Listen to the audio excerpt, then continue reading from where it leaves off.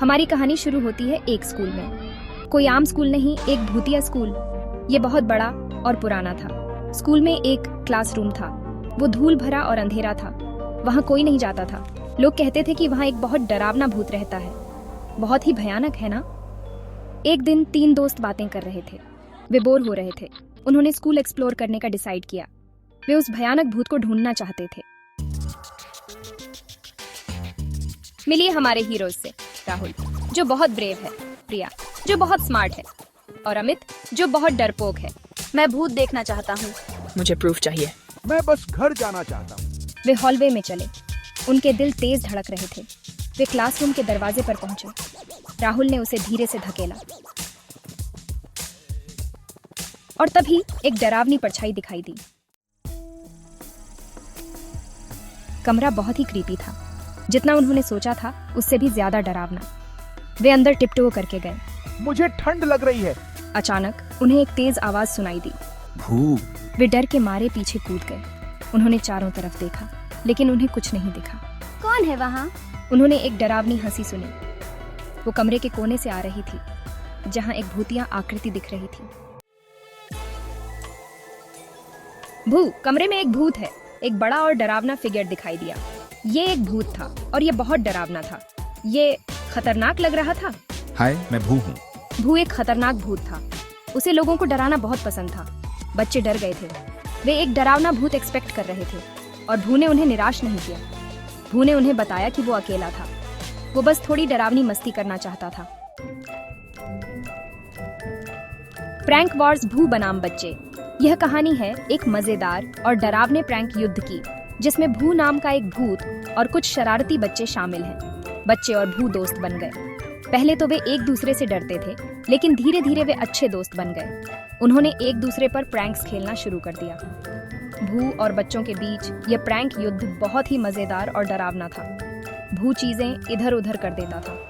वह कभी किताबें गिरा देता तो कभी खिलौने हिला देता। वो बहुत डरावनी आवाजें निकालता था। उसकी आवाजें सुनकर बच्चे डर जाते थे, लेकिन फिर भी उन्हें मजा आता था। बच्चे उछलते और चिल्लाते थे। उनकी चीखें पूरे घर में गूंजती थीं। हाँ, क्या तुमने वो देखा? कुर्सी अपने आप हिल रही है। हे भगवान, कुर्सी हिल गई। ये तो बहुत ही डरावना है। भूत, तुमने हमें बहुत डराया, लेकिन अब हम तुम्हारे दोस्त हैं। राहुल, प्रिया और अमित ने भी भू पर प्रैंक्स खेले। वे भू को चौंकाने के लिए नई नई तरकीबें सोचते थे। वे डरने का नाटक करते थे। वे भू को यह दिखाने की कोशिश करते थे कि वे बहुत डर गए हैं। वे चीजें हवा में फेंकते थे। कभी कभी वे भू को चौंकाने के लिए अचानक से कुछ फेंक देते थे।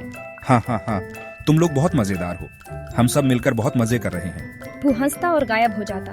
ये प्रैंक युद्ध हमेशा के लिए यादगार बन गया। सबसे बड़ा प्रैंक मास्टरपीस। ये कहानी है एक छोटे से भूत की, जिसका नाम भू है, और उसकी शरारतों की खेलने का डिसाइड किया। उसने सोचा कि वह बच्चों को क्लासरूम में सरप्राइज करेगा। उसने तब तक इंतजार किया जब तक बच्चे क्लासरूम में नहीं आ गए।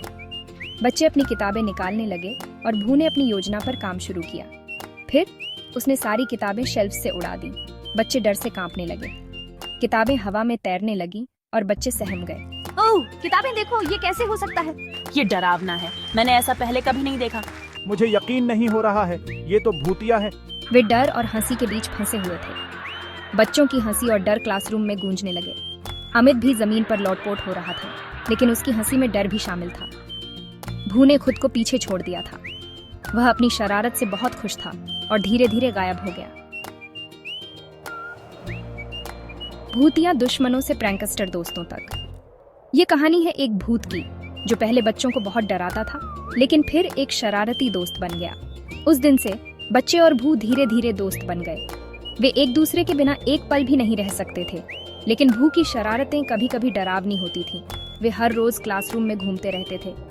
भू ने बच्चों को क्लासरूम के हर कोने की डरावनी और मजेदार बातें बताईं।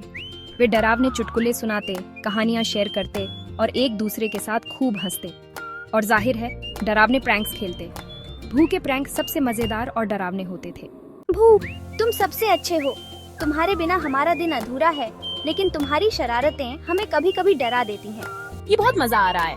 भू के साथ हर दिन एक नया एडवेंचर और थोड़ा डर भी होता है। मुझे बहुत खुशी है कि हम तुमसे मिले भू। तुमने हमारी जिंदगी को और भी रोमांचक बना दिया। अबैंडन्ड क्लासरूम अब इतना स्पूकी नहीं रहा, लेकिन भू ने उसे अपनी मस्ती और थोड़ी डरावनी हंसी से भर दिया।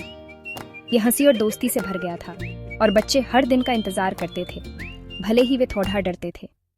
एक शरारती और थोड़ा डरावना भूत भू की वजह से। भू ने सबको सिखाया कि दोस्ती में कितनी ताकत होती है, भले ही थोड़ा डर भी हो।